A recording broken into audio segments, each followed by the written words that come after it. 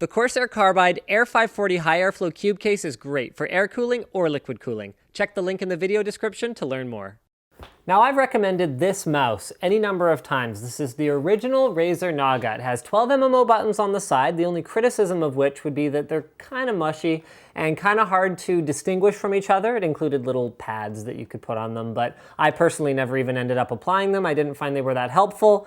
And includes an ergonomic shape that I personally really liked. It also tracks like a dream, and I'm done gushing about the Naga because there's the Naga. Razer's really got to figure out their product naming scheme here because between this one and the Death Adder 2013 and Black Widow 2013, and the Death Adder was like, how do you make, how do you improve on perfection? You don't change anything, but then it did change things, and then there was no reference to it being a 2013 edition anywhere on the box except for like one little spot somewhere.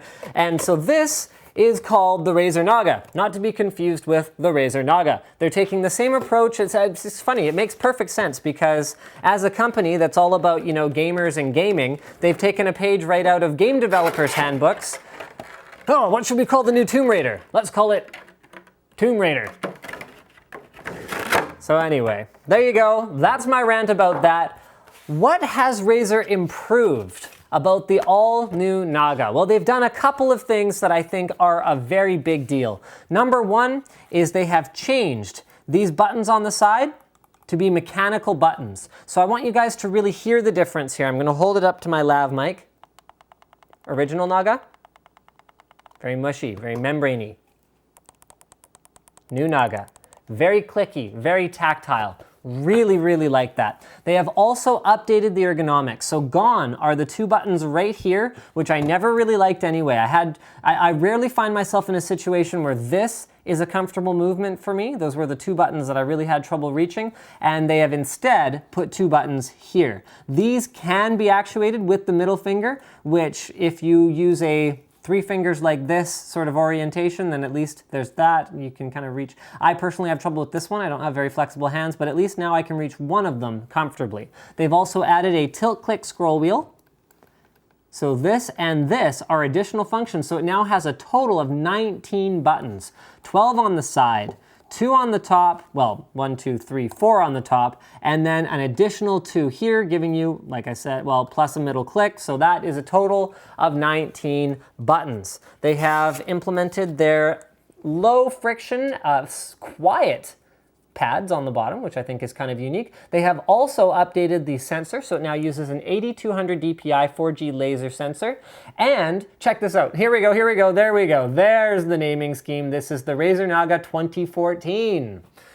So they've gone with the car approach now, where you actually buy next year's model in the previous calendar year, and that is the way it works, which isn't to take anything away from the mouse itself. One thing that's improved on the top as well that they didn't have in their kit, but I can already feel, is the grippiness of this top surface here. Instead of having a soft touch feel, it has a very mild, lightly textured feel that I find quite appealing and makes it less likely to slip. They have also updated the color scheme. Whereas the old Naga was blue, the new Naga is aligned with the latest Razer branding, which is green. So there you go. All of the buttons on the side are illuminated. The Razer logo is breathing by default, although you can reconfigure that in Synapse. And the mouse wheel itself looks absolutely outstanding in green. Something else that they've done with these side buttons is they've changed the shape of them significantly. So you can see the way that the older ones worked. You were expected to find the difference in them simply by feeling these bumps right here. But other than that, they're configured very similarly. Now, they have changed them significantly. So some of them are arced this way, some of them are arced this way. The middle bank, okay, so I want you to see this from the side. Maybe we'll do some macro footage here, but they're all angled really differently in such a way that you can really feel whether you're on pads 1 to 6 or pad 7 to 12. And then from there, these ones, the middle ones, have ridges on them that you can really feel. They're kind of sharp along this edge, this edge, this edge, and this edge, allowing you to more easily figure out what button you're actually touching. Is it necessarily perfect? The answer is probably no, but I think it's difficult to put 12 buttons on the side of a mouse such that you're expecting anyone to be able to find them all in the heat of battle without any practice. But once you have practiced, I've heard people say, even about the original Naga, that it's not that difficult. Now, in terms of updated ergonomics, you can see the mice look quite different. The one complaint I heard about the original Naga quite often was that it's really small, which is great for me because my hands are small, but there wasn't much room to rest your pinky and your ring finger on it. That has been changed. The Naga 2014 has a much expanded pinky and ring finger rest, and what I really like about the pinky here was there was nowhere to really rest it. On the original Naga, it was a glossy, smooth surface. They've added a rubber grippy surface, just like the Death Adder 2013 with the rubber grips on the side. I think they're a huge improvement, and I love it. I don't necessarily need to put my pinky down on something, but having a rubber grip is much more comfortable to me than trying to squeeze the mouse to have it to have my pinky stick to it, particularly when you consider that on the other side of the mouse are a bunch of buttons. So if I'm squeezing too hard here, I'm gonna accidentally press them. Speaking of which side of the mouse, okay, they didn't send me one, so I'm having you look at the mouse, but it's totally pointless. Razer has a left-handed version of now both of their most popular gaming mice, the Death Adder as well as the Naga. So that was a crowdsourced initiative kind of thing that Razer did, and I can tell you from a business perspective, it makes no sense to go through the molding and tooling that is involved in releasing a left-handed mouse when you consider how few of them sell. Remember, I worked at a retailer before. I know how many of them sell. It isn't very many. But for you Southpaw guys out there, there you go. Razer was listening and they wanted to bring you a left-handed mouse. So kudos to you. I think that makes it the only left-handed MMO mouse.